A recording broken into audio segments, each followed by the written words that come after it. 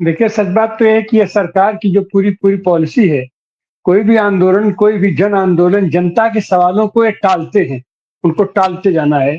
तो इसीलिए ये पूरा लिंगर ऑन कर रहे हैं। 13 महीने, 14 महीने लगातार दुनिया का इतना बड़ा आंदोलन चला, उसकी संज्ञान नहीं लिए। संज्ञान कब लिए? तो जब उनको चुनाव होना था, तो अपना उसका संज्ञान लिए और उसमें सारी चीजें मानने के बावजूद अपना उसमें तो मान लिए, लेकिन सारे आज 3 साल हो गया, उस पर कोई चर्चा नहीं है। वो किसी के कान पर जू नहीं रही रही है। और फिर सुप्रीम कोर्ट के माध्यम से लाकर के करें। अरे भाई, सुप्रीम कोर्ट, तुम अपना काम करो ना, जो तुम्हारा काम है उसको करो। तुम्हारा काम पंचायत करना नहीं है अपना किसानों से। पॉलिसी मैटर है। पॉलिसी मैटर में जो हमारे संवैधानिक अधिकार है, जनता के जो संवैधानिक अधिकार है, तुम उस पर निर्देशन दो अपना केंद्र सरकार को, या फिर केंद्र सरकार को कहो कि जो आपने समझौता किया था आप उसको लागू कीजिए। आप क्यों नहीं लागू करते हैं? और अगर वो नहीं लागू करे तो आप उसको दंडित करने का काम कीजिए। तो कोर्ट अपना काम नहीं कर रही है। इस समय स्थिति यह है कि सारे संवैधानिक संस्थाओं को इन लोगों ने ऐसा पंगु बना दिया है कि कोई भी संवैधानिक संस्था अपना काम नहीं कर रही है। जो उसका काम करना है वो काम नहीं कर रही है। दुनिया भर का बकवासिया काम उठा करके कर रही है। और यही स्थिति इन्होंने ये कोर्ट के लिए भी कर दिया है। तो अब ये जिस तरीके से पूरे देश की स्थितियां बन रही है, मणिपुर हो, मिजोरम हो, और अभी ये नया फ्रंट जो पंजाब में भी खोलने जा रहे हैं, तो इनकी पूरी प्लानिंग है कि देश को अस्थिर करके जैसे भी हो, दमन का, शोषण का, उत्पीड़न का, और उसको जो आम जनता को क्रश करने के लिए इनको मौका मिले। और ये जो एकाधिकार जो लागू करना चाहते हैं, जिस पर ये थोड़ा बहुत अंकुश लगा रहा है ये नागरिक संगठन और जन आंदोलन के लोग, तो इनको किस तरीके से कुचल करके ये पूरा का पूरा एकाधिकार करके, वर्चस्व करके अपने चंद कारपोरेट और चंद पूंजीपतियों की सेवा में पूरा पूरा देश अर्पित कर दे, ये बहुत ही जी गलत है। और आने वाले दिनों में इसका बहुत ही व्यापक विस्फोट होगा। उससे बचना चाहिए हमारी केंद्र सरकार को और हमारी सरकार को। जी, बहुत शुक्रिया आपका। मैं आनंदा आपके पास आता हूँ फिर से। आप से मैं ये जानना चाहूंगा, आपका बहुत लंबा पार्लियामेंट्री आपका इतिहास रहा है ना। आप 40 साल से ऊपर पार्लियामेंट के अंदर रहे। आपने पूरी पॉलिटिक्स को देखा है इस देश की। कभी आपने इस तरीके का सुप्रीम कोर्ट को एक्टिवली कुछ काम करते हुए, कमेटियां बनाते हुए, जो आपने बताया था जब आंदोलन 380 दिन वाला चल रहा था जिसमें 750 किसान शहीद हुए थे, तब भी उनने एक कमेटी बना दी थी। उससे कुछ नहीं निकला था, उससे सबक सीखना चाहिए था। अब दूसरी बार उन्होंने कमेटी बना दी, तो उन्हें क्या लगता है कि आपको ऐसा क्या लगता है कि भाई ये सुप्रीम कोर्ट ने तो मुझे लगता है पहली बार ये कहा, अगर कोई अनशन कर रहा है तो उससे कह रहे हैं कि आप हमारे पास आ जाओ। तो हमारे पास आ जाओ तो क्या करो आपके पास आकर के? भाई जो मांग पत्र है वो आपके पास पहुंचा हुआ है, उन मांगों को आप मान लो और उसका वो लेकर के निर्देशित आप कर दो। तो आपको ये सब जो एक घालमेल है सरकार और न्यायपालिका का, वो एकदम स्पष्ट होकर के सामने आ गया है, जो कभी पहले ऐसा हुआ नहीं। दो स्वतंत्र एक तरीके से स्तंभ रहे। जो है विधायिका का एक अपनी भूमिका है और अपना न्यायपालिका की अपनी भूमिका है, लेकिन ये बिल्कुल इंटरमिंगल होते हुए दिखलाई पड़ रहा है। ऐसा लग रहा है कि दोनों मिलकर के कुछ साथ साथ कर रहे हैं और दोनों ने ये तय किया हुआ है कि किसानों के हाथ में कहीं कुछ लग ना जाए, क्योंकि भाई इतना लंबा चल रहा तो कुछ तो निकलना चाहिए था ना। उस समय 380 दिन के आंदोलन के बाद में कुछ तो ठीक है, 3 किसान आंदोलन वापस हुए, वो तो सरकार की मजबूरी बन गई थी, नेशनली इंटरनेशनली इतने दबाव में थे, लेकिन कुछ किसान को तो दिया नहीं। तो ये तो वैसी वाली बात हो गई जैसे पूरा महाभारत था, महाभारत में कहा कि भाई मैं 1 इंच जमीन भी नहीं देंगे, आप युद्ध लड़ लो, कितना लड़ना है आपको। तो आपको क्या लगता है, ये एक किस्म की सरकार की और न्यायपालिका की, सुप्रीम कोर्ट की एक मिली भगत टाइप का कुछ है मामला, या इससे और भी कुछ अलग है? नहीं, इसमें हमारा परिस्थिति जो दिखाई दे रहा है ये निराशाजनक है, क्योंकि हमारा देश जनवादी है, तो जनवादी सरकार के पास जनता का उम्मीद रहता है। और हमारा देश धर्मनिरपेक्ष प्रजातंत्र है, इस देश में न्यायपालिका की एक बड़ा भूमिका है, ये तो साफ है। मगर अपना अपना भूमिका छोड़ के जो प्रतिष्ठान अपना काम ना करके जो काम का बात नहीं है, ऐसा बात में ज्यादा टाइम कितना। जो स्टैंडिंग कमेटी है, मैं ये भी आपसे जानना चाहता हूं कि आखिरकार आप मुझे बताइए कि देश जो है, पार्लियामेंट एक सुप्रीम पंचायत है, सबसे बड़ी पंचायत है। उसने एक स्टैंडिंग कमेटी बनाई हुई है। स्टैंडिंग कमेटी एक निर्णय करती है, रिकमेंडेशन करती है। तो उसके ऊपर भी अगर सरकार विचार करती तो एमएसपी को लागू करने का काम करती। अब दूसरी बात यह है कि सरकार कहती है कि हम तो एमएसपी दे रहे हैं और हम तो जो है देते रहेंगे। तो एक तरफ ये झूठ भी बोलते हैं और पार्लियामेंट के अंदर झूठ बोलते हैं, दूसरी तरफ रिकमेंडेशन के ऊपर जो है ये एक तरीके से कुंडली मार करके बैठ जाते हैं। तो आपको क्या लगता है कि पार्लियामेंट की इन कमेटीज का कोई मतलब नहीं है क्या? क्योंकि ये भी जो है दर्शकों के बीच में ये बात बात नहीं जानी है चाहिए कि लोग जो पार्लियामेंट बहुत का उम्मीद किए हुए हैं, तो वास्तव में इस उम्मीद का कोई मतलब है या सब केवल मतलब एक कागजी बात है, केवल कमेटी कागज के ऊपर है, रिकमेंडेशन कागज के ऊपर है और उसका कुछ होने वाला नहीं है? क्या आप कहना चाहेंगे पार्लियामेंट की स्टैंडिंग कमेटी के और कमेटीज के रिकमेंडेशंस के बारे में मैं बात कर रहा हूं? नंदा। पार्लियामेंट का स्टैंडिंग कमेटी जो है, उसको जब इसको शुरू किया गया था, बहुत ही इस आशा से जो सरकारी जो नीति है उसमें जो गलतियां हैं उसको सुधार के सही कदम क्या होना चाहिए ये रिकमेंड करना है। और पिछले दिनों में पार्लियामेंट का कमेटी, स्टैंडिंग कमेटी का ज्यादातर सुपारिश जो है उसको सरकार ने लागू करते थे। ये हमारा परंपरा है। मगर मोदी सरकार आने के बाद पहले तो 2-3 कितना महीना चला गया, स्टैंडिंग कमेटी बनाया नहीं था। उसको था स्टैंडिंग कमेटी का बात मानना पड़ेगा, पुराना परंपरा माने तो आखिर में स्टैंडिंग कमेटी बना और बनने के बाद वो काम शुरू किया। मगर काम शुरू करने के बाद वो उसको रिकमेंडेशन को लागू नहीं कर रहा है। सरकार चाहता है स्टैंडिंग कमेटी सरकार का जरूरत के मुताबिक रिकमेंडेशन दे, दस्त कर रहा है, इसको उपेक्षा कर रहा है, इसको निर्देश पालन नहीं कर रहा है। इसलिए ये जो सरकार कर रहा है, सरकार पार्लियामेंट्री डेमोक्रेसी को अवमानना करता है। सरकार अपना तरीका से चलना चाहता है। एक फैसीवादी एटीट्यूड है, जो हम जो बोलेंगे वही होगा, बाकी सब जो होगा सुनेंगे अनसुना करेंगे। ये जो एटीट्यूड है, इस सरकार का एटीट्यूड के कारण आज पार्लियामेंट बेकार हो रहा है, स्टैंडिंग कमेटी बेकार हो रहा है, अदालत बेकार हो रहा है। ये सरकार धीरे धीरे फैसीवाद की ओर जा रहा है। ये है बहुत बड़ा खतरा है। इसको नहीं रोकेंगे तो आने वाला दिन में हमारा जीना आराम हो जाएगा। जी जी हनांदा, अभी एक मैं मीटिंग में था जिसमें मुंगेकर जी जो वाइस चांसलर थे मुंबई यूनिवर्सिटी के और मेंबर ऑफ पार्लियामेंट भी थे, उन्होंने ऐसे 26 बिंदु गिनाए थे जिसके आधार पर उन्होंने कहा कि फासिज्म आ चुका है। दुनिया की जो टॉप थिंक टैंक्स हैं, उन्होंने जो एक लक्षण बनाए हैं फासिज्म का मतलब क्या, वो सभी लक्षण को 26 लक्षण जो है उसको उन्होंने विस्तार से हम लोगों को बताया।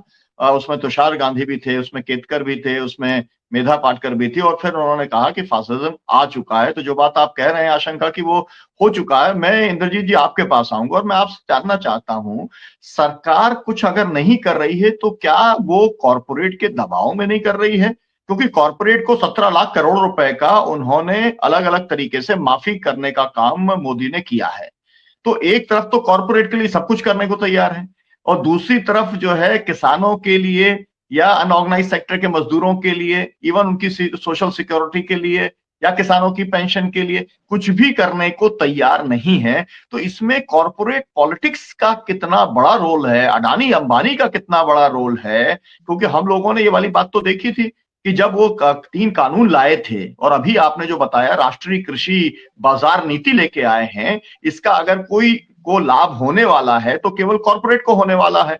पूरा का पूरा एग्रो बिजनेस जो है वो कॉरपोरेट को सौंपना चाहते हैं, देश की किसानों की जमीनें उसको सौंपना चाहते हैं। तो इसके ऊपर आप क्या कहेंगे? क्योंकि पंजाब के किसानों ने देश में पहली बार, हम लोग टाटा बिरला की सरकार नहीं चलेगी कहते रहते थे, लेकिन पहली बार पंजाब के किसानों ने उनके मॉल्स पे जाकर के, पेट्रोल पंप्स पे जाकर के, साइलोज पे जाकर के कॉरपोरेट को सामूहिक बड़ी चुनौती देने का काम किया। तो क्या आपको लगता है कि मतलब कॉरपोरेट के इंटरेस्ट के कारण से वो किसानों की बात नहीं सुन रही है? आप क्या कहेंगे इसके ऊपर? नहीं, वो कारपोरेट का दबाव नहीं है, कारपोरेट का एजेंडा लागू करते हैं वो मुकम्मल। अभी ये था कि क्या कॉरपोरेट के दबाव के कारण से सरकार जो है और न्यायपालिका दोनों किसानों की मांगों को नहीं मान रहे हैं, और जो सुप्रीम कोर्ट का इस्तेमाल किस तरीके से सरकार कर रही है, क्योंकि इस्तेमाल करते हुए दिख रही है। सरकार कुछ करना नहीं चाहती है, सरकार कुछ करना चाहती होती तो उसका कोई हाथ पकड़ने वाला सरकार का नहीं है। सरकार किसान संगठन को बुला सकती थी, उनके साथ में समझौता कर सकती थी, उसको लागू कर सकती थी, लेकिन सरकार नहीं करना चाहती।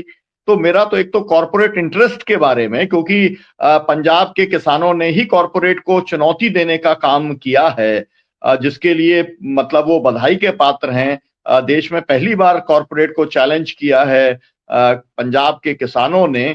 तो आप इस जो परिस्थिति के अंदर आप क्या कहना चाहेंगे जो न्यायपालिका के भूमिका को लेकर के और कॉर्पोरेट के खिलाफ में जो संघर्ष चल रहा है उसके अंदर तेजी लाने को लेकर के? जी डॉक्टर। वो कैसे शुरू हुई है? सुप्रीम कोर्ट का दखल शुरू हुआ है जब हरियाणा गवर्नमेंट ने, जब ये शंभू बॉर्डर के ऊपर जैसे ही एक लॉलेसनेस हुई जिसमें किसानों के चोटें आई, तो high court, Punjab Haryana high court में केस सबमिट हुआ और उस केस का फैसला जो था वो हाई कोर्ट ने किसानों के पक्ष में दिया। किसानों के पक्ष में दिया कि किसानों ने तो रास्ता रोका नहीं हुआ है, हरियाणा सरकार को रास्ता खोलना चाहिए। और इसके बाद हरियाणा सरकार जो है सुप्रीम कोर्ट चली गई और सुप्रीम कोर्ट सरकार ने उस मुद्दे के हाई कोर्ट सुप्रीम कोर्ट ने उस मुद्दे को सुनने की बजाय के साथ साथ उन्होंने एक अपनी कमेटी बना दी जिसको हाई पावर्ड कमेटी बोला उन्होंने। और उसका जो वर्डिक्ट है उसमें क्लियर लिखा है कि किसानों के साथ बात करो और बात करके उनके जो मुद्दे हैं उनको रिजॉल्व करने की कोशिश वो कमेटी करे। सबसे इम्पोर्टेंट बात यह है कि सुप्रीम कोर्ट में गए थे लोग इसलिए कि किसानों के मुद्दों को रिजॉल्व करने के बाद रास्ता खोला जाए, या किसानों की तरफ से ये था कि हमारे जो मुद्दे हैं वो सरकार सुनती नहीं है, इसलिए हमने तो रास्ते पर बैठे हैं, हमने रास्ता बंद नहीं किया है, बंद सरकार ने किया है। तो जैसे ही वो कमेटी बनी और वर्डिक्ट आया सुप्रीम कोर्ट का, तो हमने पढ़ने के बाद बोला था कि ये जो कमेटी मेंबर भी बन रहे हैं और जो कमेटी के पास जाएंगे भी उससे बड़े कोई भी मूर्ख लोग नहीं होंगे जो उस कमेटी में जाके कुछ करने की कोशिश करेंगे या जो चाहेंगे कि ये कमेटी कुछ कर पाए। तो हुआ भी वही कि ना तो वो संघर्ष करने वाले लोग उस कमेटी के पास गए, ना ही ये मुद्दा सुप्रीम कोर्ट या किसी कमेटी के हल करने का था। आंदोलन था, आंदोलन में पॉलिटिकल डिसीजन के अंदर सरकार को लेना चाहिए था, किसान संगठनों के साथ बातचीत करनी चाहिए थी, लेकिन ये नहीं हुआ। ये नहीं हुआ उस वक्त पंजाब से हूँ, इसलिए मैं बात क्लियर करना चाहता हूँ कि अगर पंजाब के तमाम संगठनों का एकजुट हमला होता ये और केंद्र सरकार को एक बड़ी चेतावनी जैसे 2020 में दी थी, उस तरह की कोई यूपी, हरियाणा और पंजाब के किसानों की तरफ से, चारों तरफ से दिल्ली की तरफ अपना कोई इस तरह का किया जाता, तो मैं दावे के साथ कहता हूं कि सेंट्रल सरकार जो है वो आती। देखिए, सेंट्रल सरकार ने अपनी तरफ से कोशिश की, 3 मिनिस्टर भेजे और पंजाब में आके उन्होंने बातचीत की, और उसके बाद उन्होंने बातचीत के बाद जैसे ही उन्होंने 5 फसलों का एमएसपी देने के लिए अपना प्रपोजल दिया और प्राइवेट प्लेयर्स को वो खरीदने का उन्होंने प्रपोजल दिया, तभी एसकेएम ने भी, और यहाँ तक मैं जानता हूँ कि उनके अंदर भी ये विरोध था कि उसको हमें नहीं मानना चाहिए, तो उन्होंने भी नहीं माना उसको, और फाइनली वो जाके फिर आंदोलन में बैठ गए। और सुप्रीम कोर्ट की कमेटी के बारे में भी उन किसान संगठनों का यही है, आप पढ़ लीजिए, डल्लेवाल जी के संगठन मिलके आए थे, उन्होंने भी यही कहा था कि सरकार से कहिए हमारी डिमांड माने। और दूसरा, पंधेर गुट तो गया ही नहीं, उन्होंने तो स्पष्ट कहा केएमएम ने कि कमेटी कुछ नहीं कर सकती है, हमारा जो लड़ाई है वो केंद्र सरकार से है। सो मैं ये कहना चाहता हूँ कि ये सही बात है। देखिए, हमें ये नहीं सोचना चाहिए बीजेपी या कोई भी सरकार कॉर्पोरेट का राज लाने वाला मनमोहन सिंह और पीवी नरसिम्हा राव थे, उन्होंने लिबरलाइज करके पूरी जो मार्केट थी उनको खोला, और वही तेज स्पीड से बीजेपी आगे लेके जा रही है। वो तो मुझे लगता है कि उस फ्रेमवर्क में हम बीजेपी को उसका जो कम्युनल जो एक अटैक है उसके चलते हुए हम ज्यादा खतरनाक बोलते हैं, लेकिन इकोनॉमिक पॉलिसी में कभी भी 10 साल के राज में मनमोहन सिंह ने भी कुछ कम थोड़ी किया है, उन्होंने भी वो सब कुछ किया जो आगे अभी बीजेपी कर रही है। सो इसलिए ये जो नेक्सस है कॉरपोरेट्स का या इन पार्टियों के साथ या लोकल बिजनेस ट्रेडर्स का, ये नेक्सस तो चल रहा है 1999 के बाद शुरू हो गया था। तो अभी हमारे सामने मैं दर्शनपाल जी क्योंकि 5 ही मिनट बचे हैं तो मैं ये चाहता हूं कि जो एसकेएम ने जो है पंजाब की जो 32 में से जो 30 जत्थेबंदियां जो एक साथ हैं, आप सब लोग एक साथ हैं, उन्होंने एकजुटता का क्या प्रयास किया है ये भी आप लोगों को बताइए, क्योंकि जो लोग एसकेएम को तोड़ करके बैठे हैं वो लोग लोगों के सामने ये बता रहे हैं कि एकजुटता की जरूरत है, और जो 30 जत्थेबंदियां पंजाब की और पूरे देश की 550 जत्थेबंदियां इकट्ठी हैं, उनसे कहा जा रहा है कि एकजुट हो, वो आकर के एकजुटता नहीं करना चाह रहे। तो इसके बारे में आप क्या कहेंगे? एकजुटता की एक अपील आपकी क्या है? 5 मिनट में मैं चाहता हूं, क्योंकि कार्यक्रम हमारा समाप्त हो रहा है 5 मिनट में। देखिए, हमें बहुत सच्चाई अंदर से टटोलनी चाहिए। आपको याद होगा जब 2022 में मीटिंग हो रही थी दिल्ली में, तब हमने 22 संगठनों को सस्पेंड किया था तब तक जब तक वो इलेक्शन लड़ेंगे, और ये राज्यपाल जी की लीडरशिप में हुआ था पंजाब में और गुरनाम चलूनी की लीडरशिप में हरियाणा में हुआ था। तब ये political non political debate I थी सामने, और 22 संगठनों ने इलेक्शन लड़ने के बाद वापस आके 15 संगठनों ने कहा कि हम एसकेएम में आएंगे, हालांकि वो इलेक्शन लड़ के आ चुके थे। तो ये डिबेट तब से है। जब हमने उनको गाजियाबाद मीटिंग में 15 संगठनों को लेने का फैसला करा, बिल्कुल उसी समय डल्लेवाल साहब गुरुद्वारा रकाबगंज में और उसमें अपने जंतर मंतर में बैठ के उन्होंने एसकेएम नॉन पॉलिटिकल का अनाउंसमेंट किया, नंबर 1। नंबर 2 देखिए, ये बात को हमें मानना होगा कि उसके बाद हमने कुरुक्षेत्र में इसके 9 नियम बनाए थे। वो नियम मैंने अपने पर्सनली डल्लेवाल जी और काका सिंह कोटड़ा को भेजे, और हमने ये जो नियम बनाने के बाद राज्यपाल जी भी संगठन में आने की कोशिश करने लगे। और तब तक मैं ये बता दूं कि उग्राहा जी जो है तब आज तक भी पंजाब के संयुक्त किसान मोर्चे का डायरेक्टली वो हिस्सा नहीं है, ऑल इंडिया में आते हैं। और उसी समय पंधेर ने केएमएम बनाने के लिए कोशिशें जुटाती थी, उसी समय एसकेएम की तरफ से भी यूनाइटेड एक्टिविटी करने के लिए जितनी एफर्ट होनी चाहिए थी उतनी हमारी तरफ से नहीं हुई है। हम भी इसमें कसूरवार है, जितने कसूरवार वो है, ये हमें मानना होगा।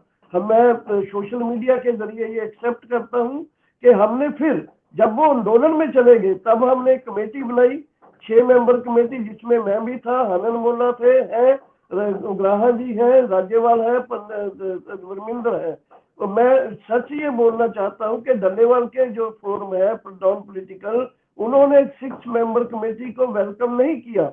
उन्होंने यहाँ तक बोल दिया कि बातचीत जो लेटर डालने का आप जो कोशिश कर रहे हो, ये आंदोलन के समय में सरकार की या राज्य की मदद करता है, इसमें बातचीत करने का अभी कोई कुछ बनता कुछ की जरूरत नहीं है। लेकिन पंधेर के संगठन ने उस समय भी केएमएम ने बात की और आगे भी बात करने के लिए उन्होंने इच्छा जताई, और अभी तक वो लगातार, क्योंकि उसमें से ज्यादा संगठन एसकेएम में उस समय भी पार्ट थे।